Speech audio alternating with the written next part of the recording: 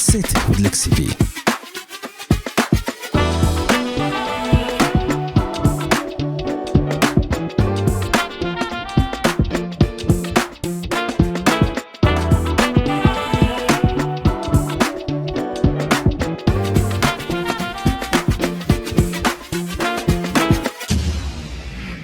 Hello, Megan. How are you? Hi, I'm good, Lexi. How are you? I'm good. I'm very honored. That's the word. I am honored that you are going to have this conversation with me today Oh, because likewise. it is a layered and complex and hard conversation to have, and I want to honor that and acknowledge that before we get started. So thank you for feeling safe and confident to talk about this lesson here. Well, I really appreciate that, and thank you for saying that. I think I always say that no one should feel obligated to talk about this stuff, to talk about infertility. But I personally feel comfortable talking about it publicly.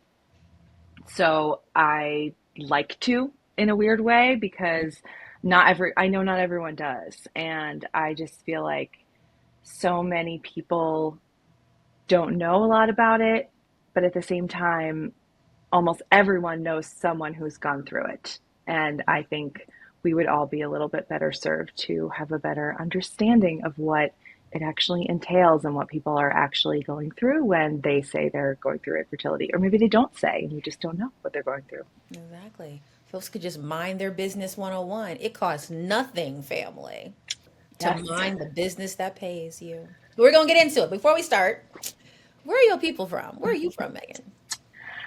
My people are from New Jersey. Okay. Um, I'm very much an East Coast girl, but now I'm on the West Coast, and I've sort of lived all over. I grew up in New Jersey, and my husband and I lived in New York for 7 years. Then we lived in Chicago for 7 years. Um, Not on purpose, but apparently I that's was how seeing a long. trend. Like every 7 years, we have to just make a shift. Yes, it's like we joke. It's like the 7 year itch, but not for our relationship, just for our location. Mhm. Um, so it just worked out that way. And now we're in LA. So it is, I grew up in the same small town in New Jersey, and where a lot of people, all my family was from New Jersey. And this sort of life of moving between like the biggest cities is very different from what my family history is. I mean, I love it. It's an adventure, but sometimes I feel very far away. Not that, and it's not that I'm planning to move back to New Jersey, but it's an interesting feeling. But yes, I feel like that's my roots. Pork roll sandwiches for life, and I love that. Be proud. Be proud of this yeah, name. Be proud. That's yeah. important. That's important. So,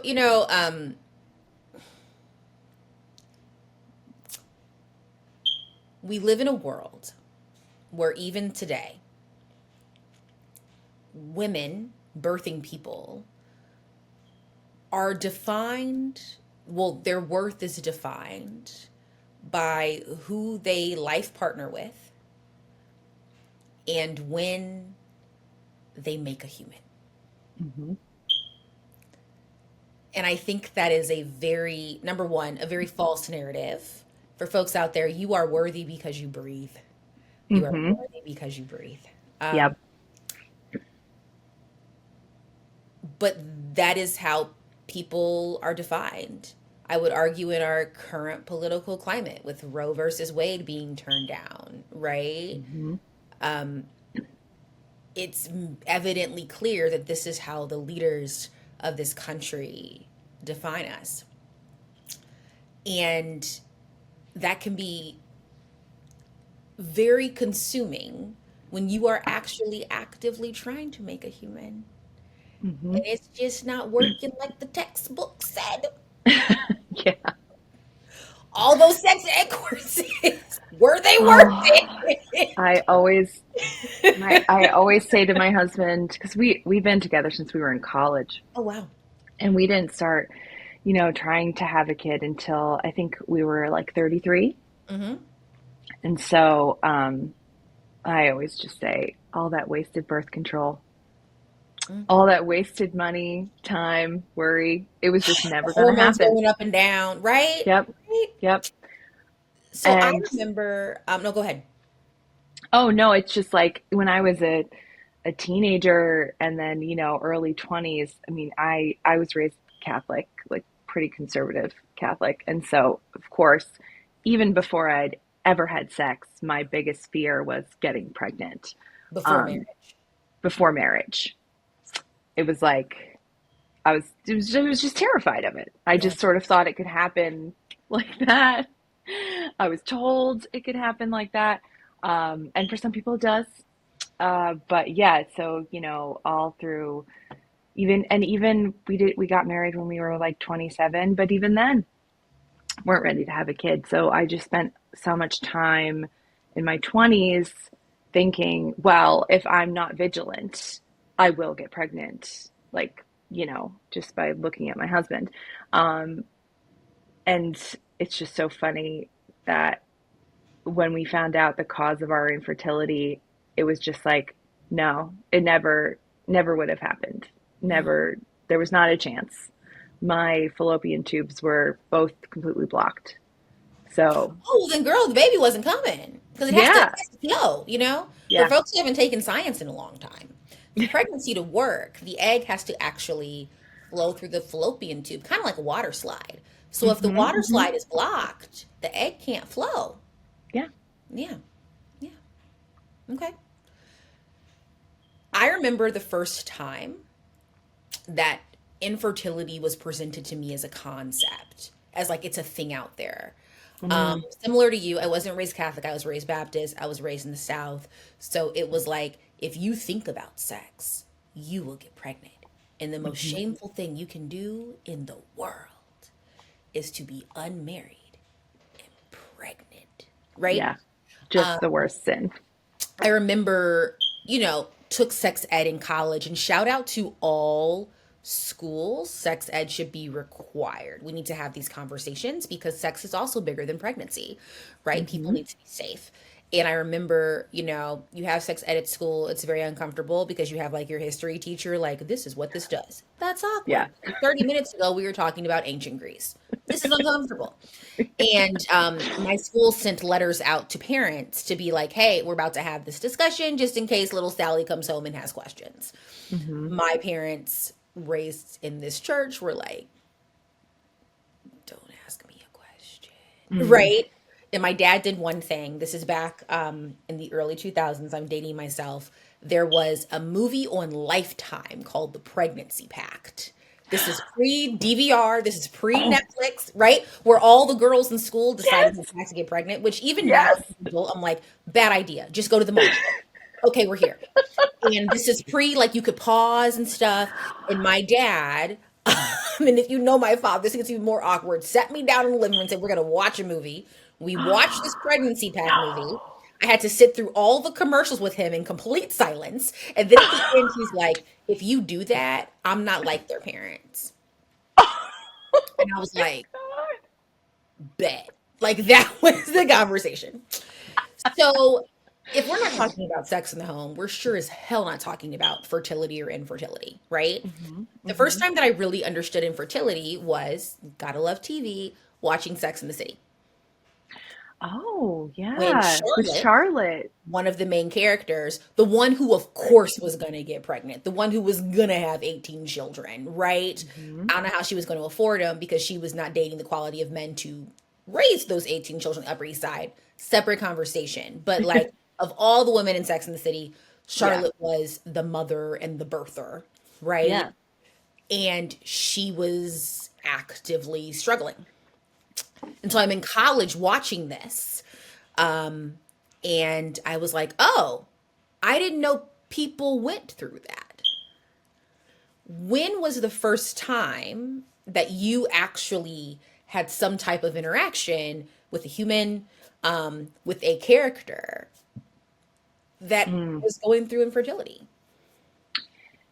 That's such a great question because I think even though uh, discussion of these kinds of things growing up for me was like fairly limited, Mhm. but I have an aunt who I am extremely close with, and she's my mom's sister.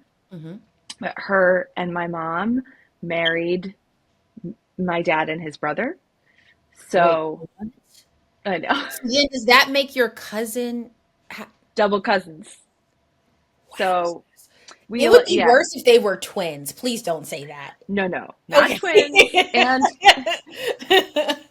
And what I always think is so funny is they met all around the same time. Like my mom and her sister were friends with my dad's sister, my other aunt. So Okay. like, and then she was like, "Here's two of my brothers, I guess." But I always make fun of them for the story. But they actually sort of like crossed ages. So it's like the my aunt is younger and she married my uncle who's older, and my mom was the cougar. She married my dad who was younger. So anyway, so growing up, we obviously saw them at all family functions on both sides, and Mhm. my cousin is I'm super close to as well.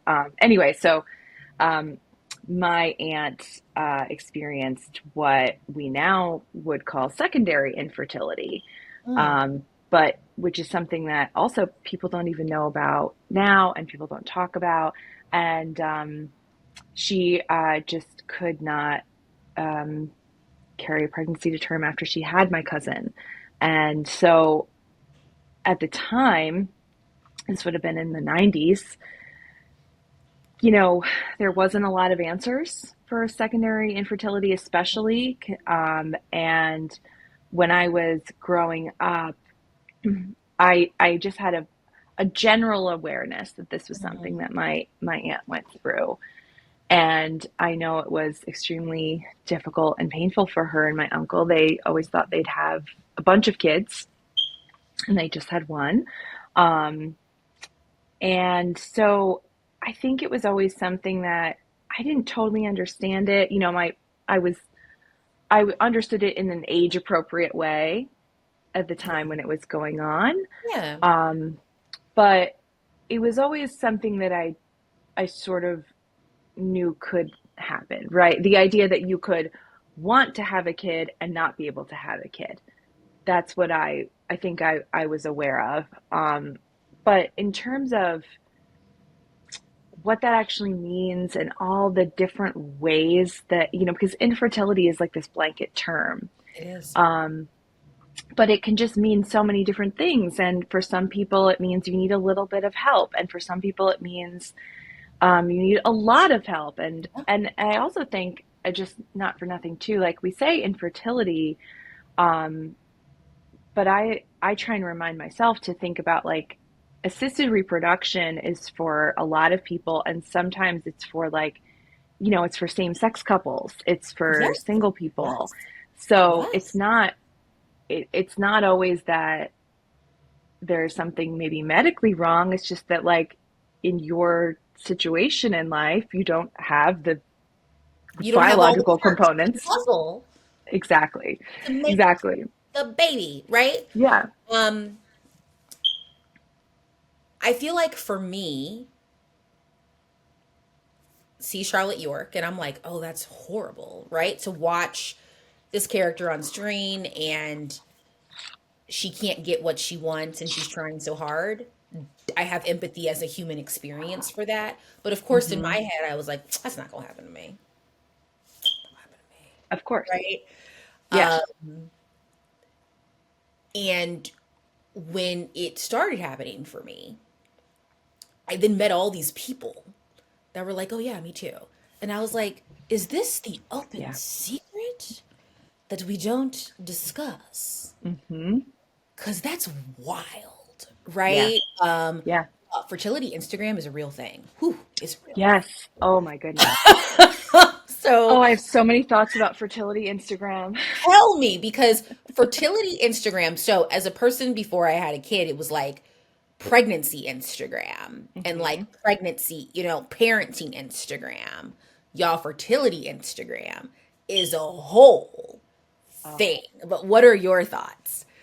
oh, I also like found fertility Instagram because I mean, of course, like, Instagram just once you get to a certain age, and this is also part of what's wild. You get to a certain age and Instagram can tell that you're married and you Yep, are a woman. terrifying. And they just start serving you the parenting ads. They just start giving them to you.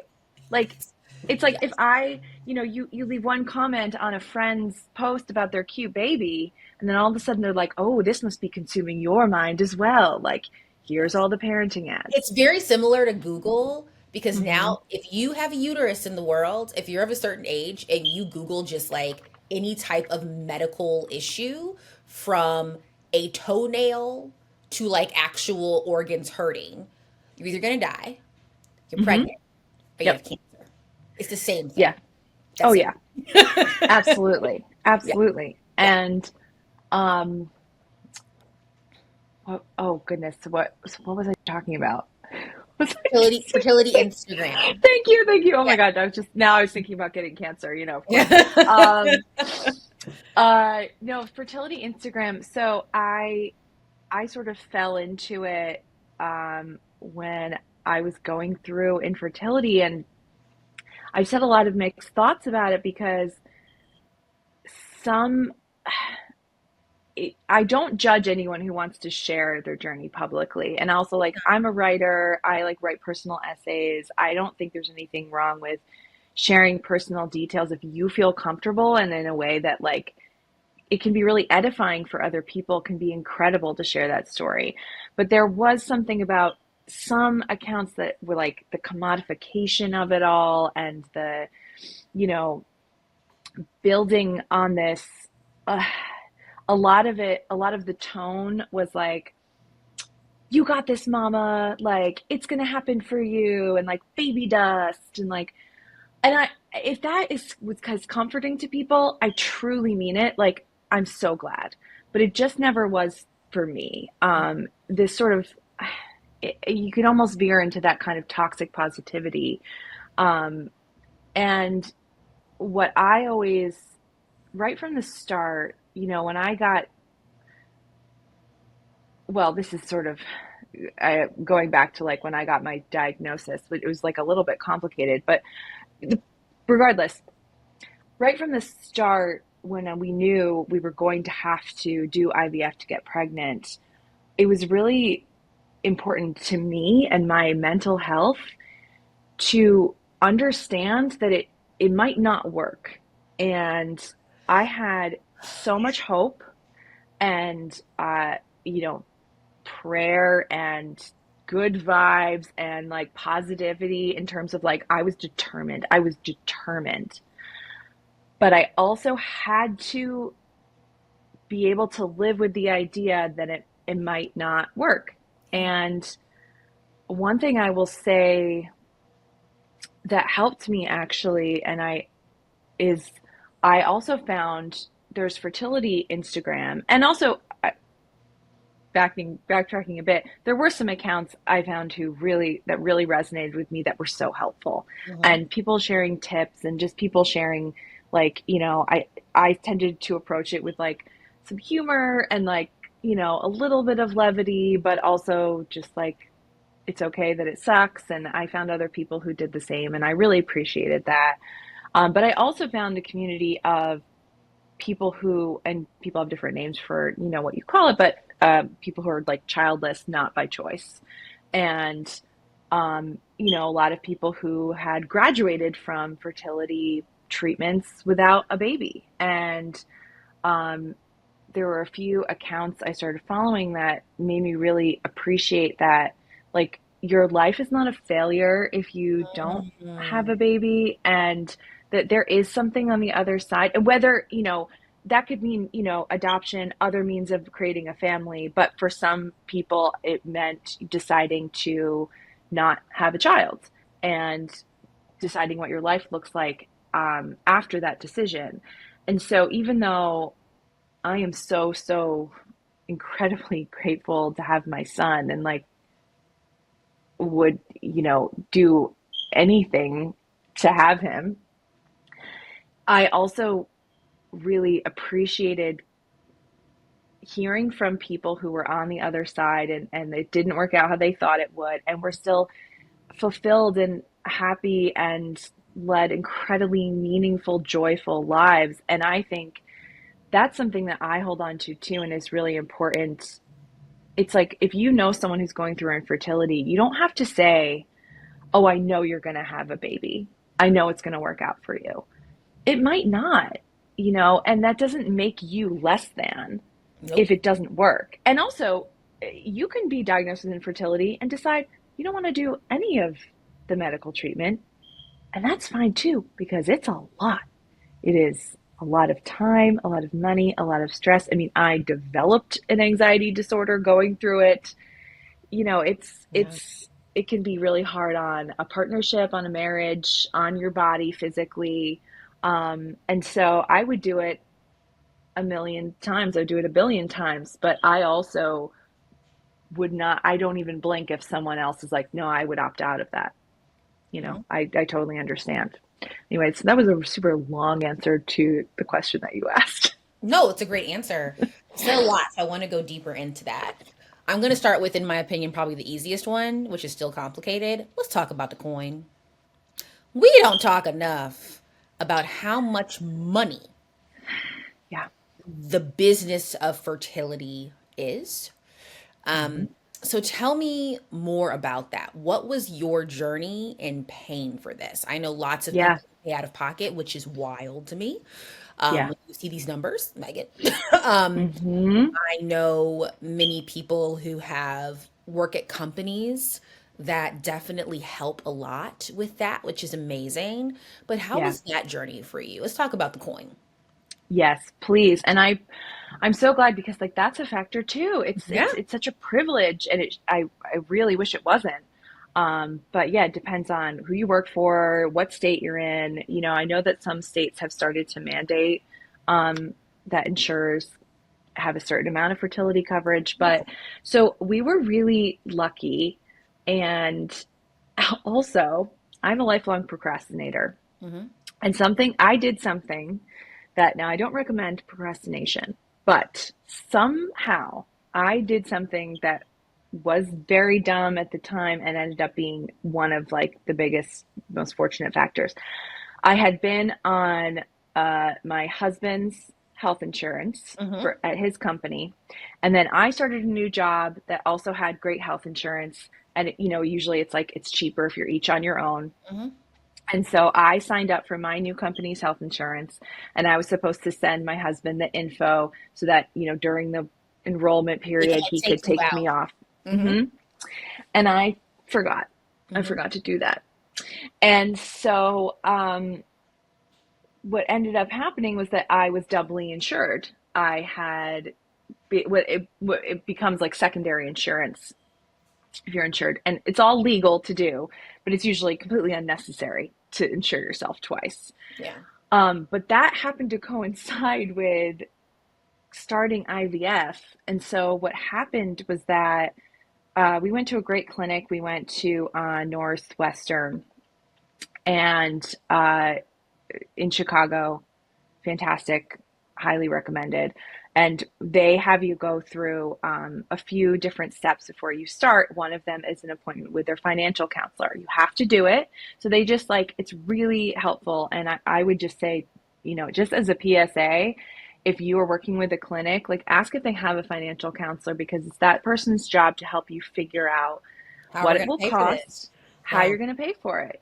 And so I really appreciated that. But they ran my insurance and said, normally it would cost like XYZ because there's insurance covers it, and then there's still thousands of dollars of additional costs that insurance doesn't always cover.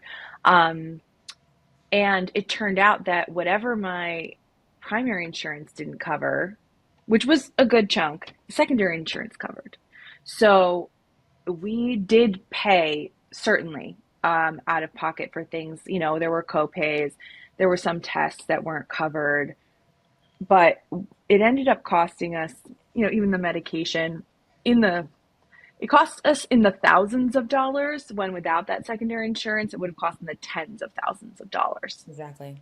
And without any insurance, it would have been hundreds of thousands, because I had to have surgery to remove my blocked fallopian tubes. And then we did 3 rounds of IVF with 3 egg retrievals, 3 transfers. We also did a bunch of tests in between there. I had to have even just the diagnostic test to determine what was going on. That was extremely painful and would have been extremely expensive. And then Are you talking about the we, test where they put the dye in your fallopian tube? yes, Okay, yes, so family, that hurts like a mother. I had so a much. wonderful fertility doctor. I'll never forget when it was time for me to take it.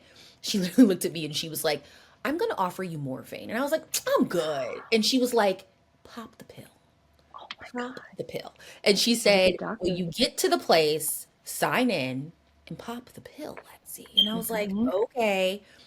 I think one of the best decisions I have ever made, Oh yeah. because that is the most, and I love how doctors are like, it'll be a little painful, and everyone They that I say know who's a gone little through it, they're like, pinch. that was the worst experience of my entire life. And I was Yes. like, I had a wonderful time on the table. I was living my best life. Like I was actually dancing. And people were like, yeah, because you had drugs. Yes. I So pop the wish pill. Pop though. the pill. Yes. Pop the pill. Yes. And ask for it. They're like, just take an ibuprofen. Oh my God. I actually, and I ended up going to a different doctor, not because of that, but yeah, I I had one doctor who sort of diagnosed and did the surgery, and then we went Yeah. to a different clinic, and I for a lot of reasons, but I was really happy with that. And one was that at Northwestern where we went, there was no like minimizing pain, and it was very like they really respected that, like, things could every part of the process had the potential to be physically and Yes. emotionally painful. Yes. Yes. And the other thing I really liked about the clinic was that they also had a counselor, Yeah. and you had to have 2 sessions before you started, and you could have more if you wanted, or they could also refer you to, other counselors. And I thought that that was really good, because you can talk about all the things, but and my husband was, if you had a partner, they had to also attend the counseling, at least one of the sessions. Um, and I think that was really good too, because I realized, like, you know, when you have a heterosexual couple going through infertility, Yeah. regardless of the cause, even if it's male factor infertility, it tends to physically impact the woman, because you're the one who's trying to get pregnant. Hmm. And I just think it's also so important to realize that, like, regardless of the cause, infertility affects men too. Like, It it's does. a human issue. It's a It's human not issue. just women. Yeah. Yeah. And Yeah. and it totally impacted my husband, and it was hard on him in different ways, but Yes. it was still hard for him too. Let's talk about, I call this chapter Mind Your Business and Drink Your Water. When I was, this is a long time ago, maybe in my teens or my 20s, I was reading some magazine, probably like Cosmo or something. I couldn't tell you. But they were doing an interview with Chrissy Teigen, who's John Legend's wife and an entrepreneur, supermodel in her own right. Chrissy makes her own money, y'all. Put that on paper. Right.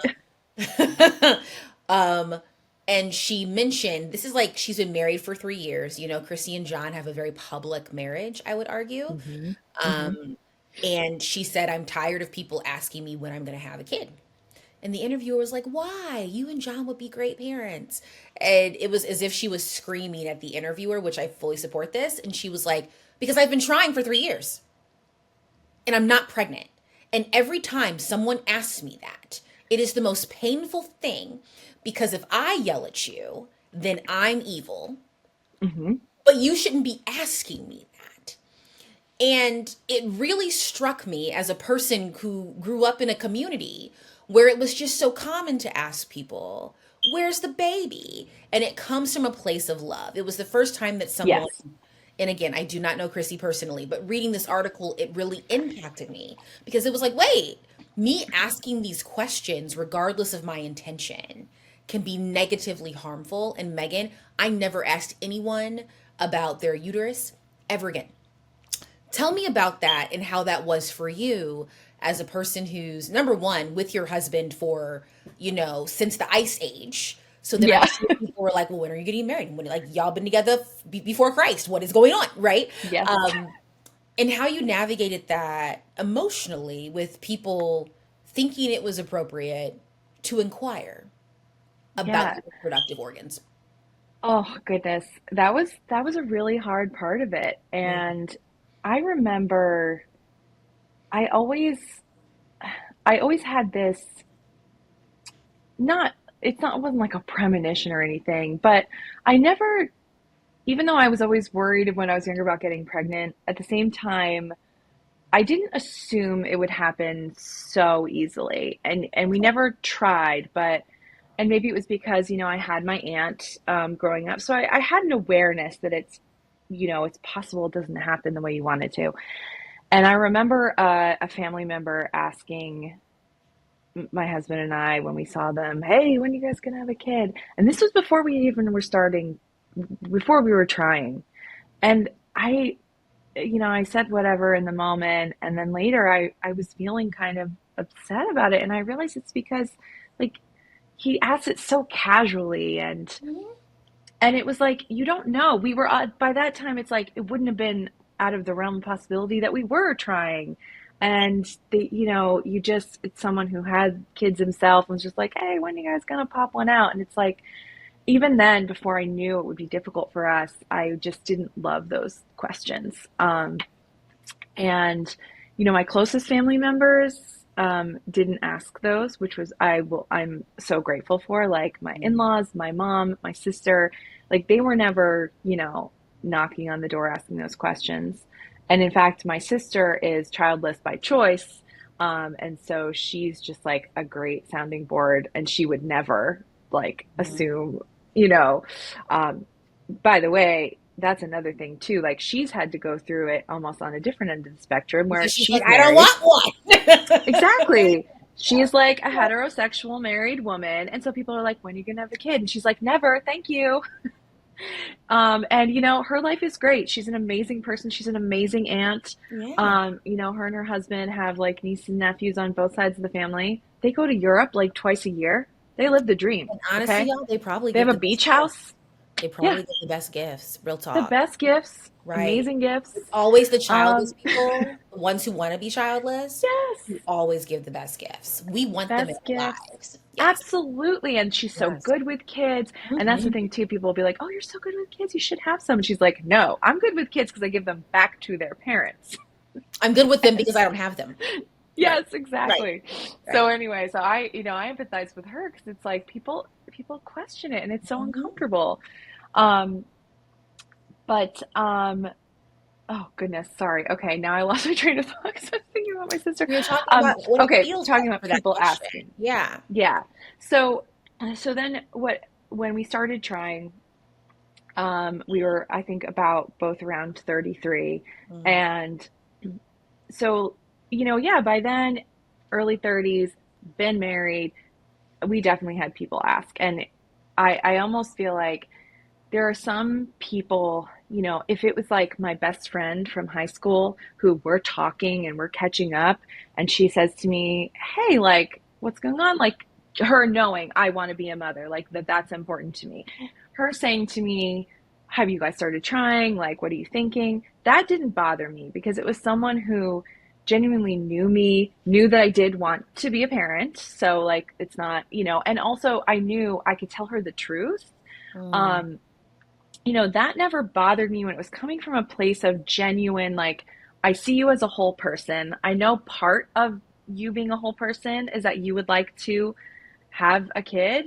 So asking in that regard, I think is okay, but it's the people who didn't know me, who asked so casually, or who just like, yeah, just asked with this, who didn't know enough to know that I did want a kid, who would just, someone's like, oh, you've been married this long, when are you having kids, or whatever. Even just the sort of casual like conversation starter, that always like really cut me, because it's like you were saying, if someone asks you that and you're going through infertility, you have a couple of options for how to answer that question. One, which is the socially acceptable one, is you just say, no, not yet. And you just, smile, and you kind of like the knife twists in your heart, and you just kind of like die inside a little bit. Yeah. And you have to continue on with the happy hour or whatever, or the job interview or whatever situation you're in, and hope that they just let it go. Because sometimes people don't. So you can do that, and that kind of sucks. Or you can tell the truth, which is like, I prefer, and it feels really liberating. You can say, well, actually, like, we're trying and we're having some difficulty, but it is, oh my God, a conversation killer. Nobody wants to talk to you after that. So it's sort of, it just brings me back to just don't ask. Just don't ask people, and I just think, again, unless you're like very close to someone, it's a conversation you've had before, or it's like a continuation of that kind of conversation, and you can ask with genuine compassion, and also knowing you have to hold space for the answer when you ask. Because I think that's what people say, oh, do you have kids? And they think it's just a yes or no. And I guess technically it is, but it's not. There's so much room for what the answer actually is. So when you ask someone that, do you have kids? Are you trying to have kids? Do you want to have kids? Like, I would recommend just like, don't. But if you're going to, like, be prepared for the answer. Sometimes it's like, yeah, I have 3 kids. Great. But it's not always that simple. And also, I will say too, secondary infertility is a thing, right? Like, there are people walking around who have 1 child, 2 child, 6 children, and maybe have also lost children, who have had losses in between those kids, or, you just because someone even has biological children doesn't mean they haven't experienced There wasn't a difficulty. journey. There wasn't a journey. Yeah. I have a rule. Well, I have a couple rules when it comes to this. My rule is A, do not ask people, because if they wanted you to know, they would tell you. Simple. B, you are allowed to ask if you have disclosed to them your journey in this space. Those are my 2 rules. So if I have somebody in my life that has disclosed to me their journey, right? I feel like I will not be upset if they ask. Now, the question is that am I comfortable talking about it then? Separate conversation. But I will not be upset if you asked. If I bring it up to you, then I will be not upset if you asked. But I do think this thing is one of those things where I do think that we have this idea, and it really does go back to the right for a woman to have control of her own body and therefore her own narrative. That as soon as the woman is in a position where it's socially okay for her to have a kid, then we have a right to inquire around where that kid is, as if you're paying for the kid, you're helping raise this kid, you have an emotional attachment to this kid, you're not going to cause this kid trauma, are you picking this kid up from daycare? Like, I have so many questions, right? And I think that's not okay, with this idea that we live in a society that just assumes we own a woman, basically. And because of that ownership, we have the right to have that information about this birthing person. But what do you think about that? Yeah. I mean, I think that's part of the problem, and part of the reason why a lot of people don't want to talk about fertility, because first of all, as soon as you do, there's a fear that you'll be seen as less than, because our value as women is, in like your ability to give birth. And I also think that I think you just bring up a really good point. Like, and I see like reproductive rights and it's all on the same spectrum. It's all And in the same I spectrum. feel so strongly, and especially after going through, infertility, I feel so strongly about uh, the right to choose and, abortion access because I did before, but going through it physically, and it's like I I was fighting to have a baby, and I went through so much physically and mentally and financially and emotionally to do that.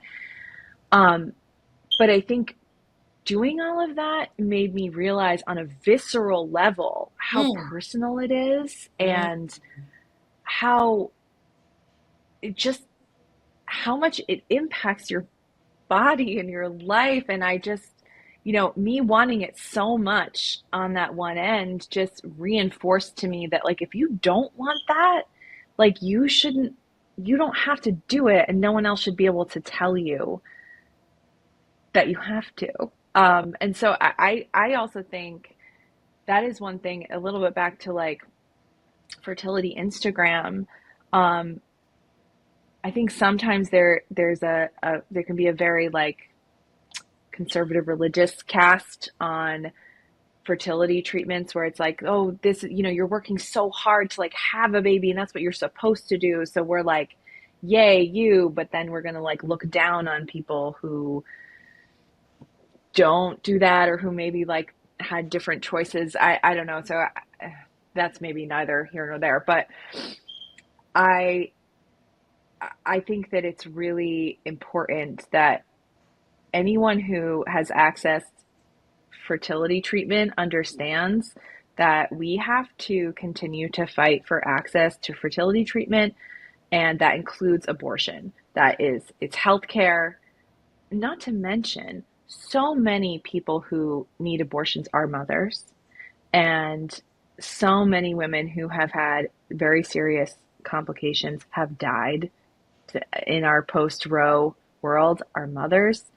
And, I know people personally who had heartbreaking losses and had to access abortion care because their baby was not going to survive. And yeah, what Chrissy Teigen and John Legend went through so publicly, Yes, which I yes. think was incredibly Incredibly brave. generous of Mm-hmm. them to share, Mm-hmm. honestly. And Mm-hmm. they got a lot of flack for that when they That lost happens their son. all the time, Yeah. unfortunately. Yeah. Hmm. Yeah. So,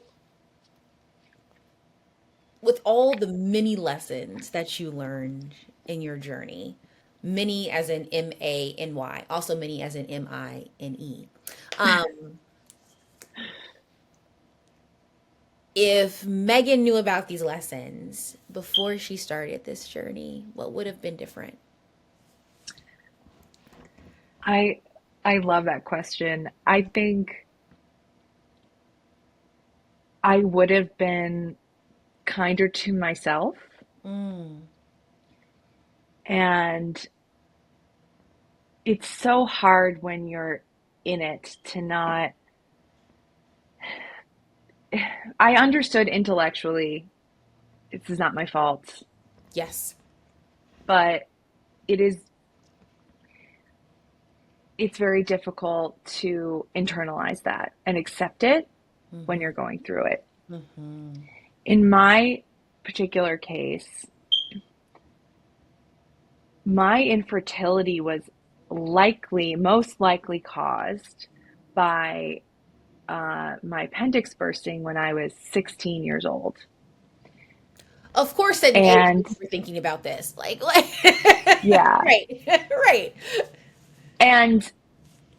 and that is a whole story because actually my appendix was bursting and my parents took me to the hospital and a male intern diagnosed me with bad cramps and sent me home. And I would have died if my parents had not taken me back to the hospital because they were like, No. something's not Right. right. What's wrong with her? Yeah. We went to a different doctor and I had to have emergency surgery because my appendix was bursting. And so it did, I was fine, but it did rupture. And so, again, like there's no way of knowing this for sure, but most likely that caused scarring in my abdomen and the scar tissue blocked the fallopian tubes. That can happen, right? Makes sense. Yeah. So, so I had to deal with a lot of anger at that whole situation, when I found out about it, when I'm like, 34.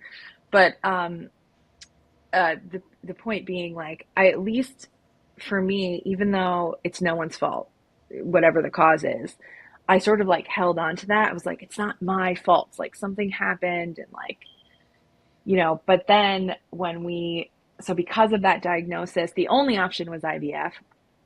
But then, after we did 2 egg retrievals and then 2 transfers in a row that didn't work. And after the second one, I had a really hard time because I just felt like, what's wrong with me? That we did all of this and went through all of this. And we got you get the eggs and then the embryos, and it's a lot to go through. And then like they transfer the embryo and then you just sort of wait and you hope that you're pregnant. And those first 2 times when I wasn't, I just really felt like a failure. Which I would just smack any of my friends who would say that about themselves, or anyone, but it was really hard for me to internalize that. So again, long answer to your question, but I think knowing what I know now, I would treat myself with more kindness, and also just try and hold on to the moments of joy that you have in your life, and find them, when you can. I mean, that after those 2 failed cycles, like that's when we got a dog, and life changing. My dog is like my first son. Like it really, so we did do things that really brought us joy. But I just think it's the internal monologue, the way you talk to yourself and think to yourself, can be really brutal. And I would just be nicer to Megan if I could. Why is Megan worthy? Oh, just because I'm a human and we all are. We just are. I mean, I was raised Catholic, and there's a lot of those elements that I don't adhere to as an adult, but one of them that I do still adhere to is the idea that like every human being is worthy, and everyone's, you know, you don't have to do anything to earn that. Everyone deserves to have joy in their life and to have opportunity in their life, and so I want it. I want that for everyone, and that goes back to what I was saying, where like those of us in a position, I consider myself very privileged that I could afford to do fertility treatments, that I had the, support of my partner, of my family, of at the time where I worked, like that, not everyone has that. And we have to, that's why I think if you don't feel comfortable speaking about it, you shouldn't have to, but the more that people can share their story and try and like get people to understand that this is something that so many people need and should have access to, I just think that's really important. Last question for you. Mm-hmm. Reintroduce yourself to us. Megan, who are you? Hi, I'm Megan. I'm a writer. Mm. I'm a mom Mm-hmm. to an adorable, wonderful, joyful, rambunctious 2 3/4 old toddler. And I hope he says it just like that. And you ask him how old he is. He doesn't. He like doesn't even know. He just says sometimes we can get him to say 2, but I'm like, no, I want you to count the months. It's so cute. Yeah. He says Um, that. Yes. Mm. And yeah, I am a creative professional. Hmm. And I say that because, I don't think any of us need to be defined by our work, but Right. in this past year, have been sort of rediscovering who I am as a creative professional. I was laid off from my job. I started working for myself, and that's been kind of an amazing roller coaster that I'm happy to be on. Hmm. And I think, uh, yeah, that's who I am. Um, No, I feel like I'm a lot of things.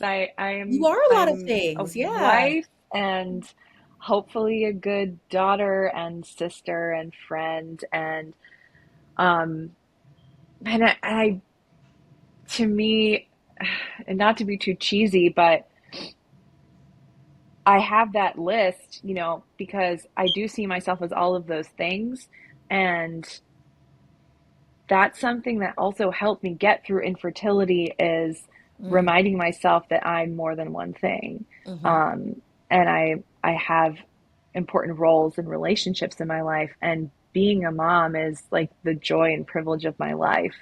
Um, but it's not the only part of my identity. And I think if there's anything I try and carry through um, now in like on my parenting journey from the infertility journey, it's that I think it makes me a better mom, honestly, to be aware of like and pay attention to and care for the other parts of myself.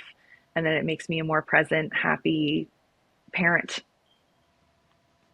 Yes. Well, thank you so much for having this conversation. I mean, I think it's the tip of the iceberg, but I really appreciate you for being so honest and so open. Because, like I said in the beginning, it's a very layered and complex journey. Yes, and very vulnerable. So, thank you for that. Yeah. Thank you. I really enjoyed talking to you, even though it's about a hard topic. I'm really grateful to get a chance to talk about it. Thank you. Okay, we'll talk soon. All right. Thanks.